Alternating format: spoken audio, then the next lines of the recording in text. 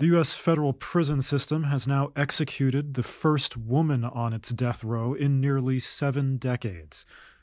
Lisa Montgomery was convicted in a twisted murder case in 2007, kidnapping and strangling a pregnant mother, Bobby Jo Stinnett, and cutting the fetus from the victim's womb, although the child did survive.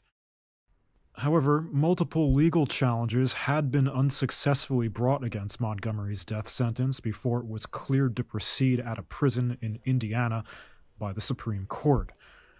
Her lawyers have said that Montgomery herself had suffered long-standing and debilitating mental health problems after a childhood in which she was repeatedly abused and raped by her own stepfather and his friends. We spoke with her lawyer, Kelly Henry, earlier this month. One of the things that can be considered is proportionality, and we know that Mrs. Montgomery is the only person who has committed this sort of crime to be facing execution, and that is because other prosecutors recognize that women who commit these crimes typically have a very serious history of mental illness and trauma, as Lisa does. Her lawyers had asked for life in prison instead and also petitioned President Trump for clemency.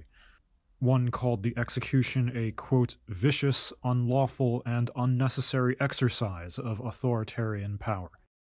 Federal executions had been on pause for 17 years, and only 3 men had been executed since 1963, until the practice resumed last year under President Trump, an outspoken supporter of capital punishment. Asked if she had any last words before her death, Montgomery reportedly said, no.